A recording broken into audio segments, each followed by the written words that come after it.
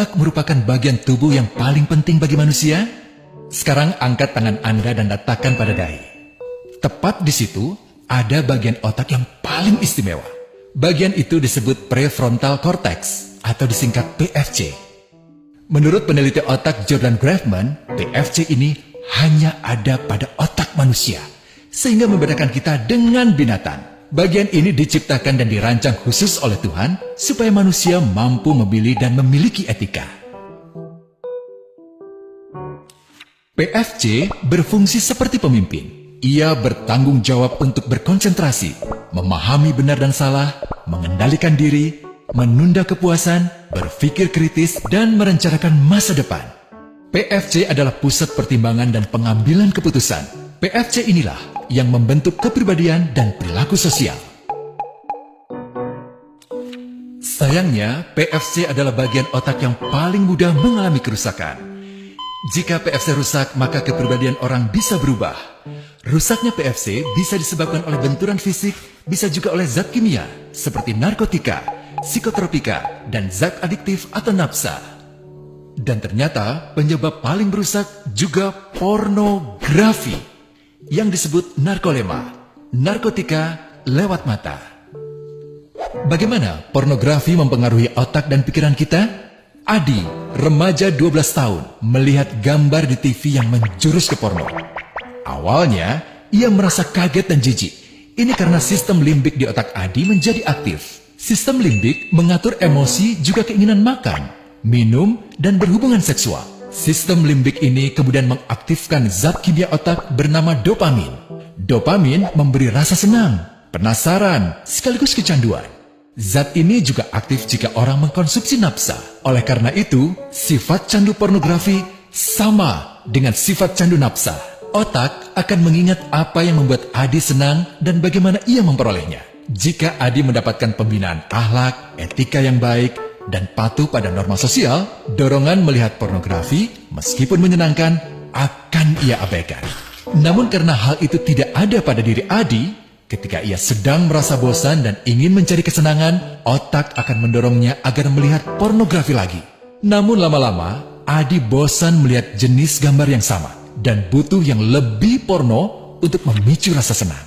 Sekarang, dengan internet, pornografi menjadi jauh lebih mudah didapat. Pertama, Adi membuka internet dan tidak sengaja melihat gambar yang menjurus ke porno. Berikutnya, ia sengaja membuka lagi untuk melihat yang lebih porno. Awalnya melihat yang sedikit terbuka, lama-lama semuanya terbuka. Awalnya melihat 1 menit, lama-lama 1 jam. Adi mengalami kecanduan pornografi. Bagaimana kerusakan PFC akibat kecanduan pornografi? Secara alamiah, dopamin dialirkan dari sistem limbik ke PFC. Orang yang kecanduan pornografi akan mengalirkan dopamin secara berlebihan sehingga membanjiri PFC.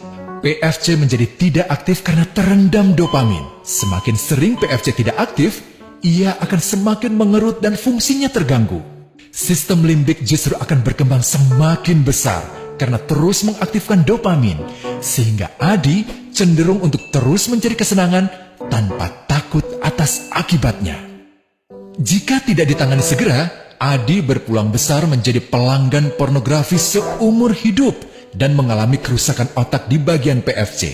Awalnya, ia akan kehilangan konsentrasi, penurunan kemampuan menimbang benar dan salah, serta berkurangnya kemampuan mengambil keputusan. Lama-lama, besar kemungkinan ia akan melakukan masturbasi, oral seks, hubungan seksual suka sama suka, dan mudah berganti-ganti pasangan seksual. Pernikahan dianggap tidak penting. Pasangan dianggap hanya sebagai objek seksual semata, cenderung merendahkan derajat dan kehormatan lawan jenis. Selera hubungan seksualnya pun tidak sehat dan seenaknya, kasar sampai tega memperkosa. Manusia jadi tidak ada bedanya dengan binatang. Inilah dampak yang terjadi akibat kerusakan PFC. Ahli bedah otak Donald Hilton Jr. mengatakan, jika difoto menggunakan alat magnetic resonance imaging, otak yang rusak akibat pornografi memperlihatkan hasil yang sama dengan otak yang rusak karena kecelakaan. Ia juga mengatakan, Berbeda dengan dampak nafsa yang merusak otak di 3 bagian, pecandu pornografi yang sudah melakukan hubungan seks dengan anak-anak mengalami kerusakan otak di 5 bagian. Terbukti, pornografi pada anak lebih bersifat merusak karena PFC belum matang dengan sempurna. Tapi untungnya, otak anak yang belum sempurna ini masih mudah dibentuk. Pengaruh pornografi bisa lebih mudah dihilangkan asal ada usaha untuk memulihkan dengan sabar, terutama oleh ayah ibu, keluarga, dan orang terdekat. Pelajari bagaimana mencegah dan menangani anak yang terkena pornografi. Mari lindungi generasi kita dari bencana pornografi dan kejahatan seksual.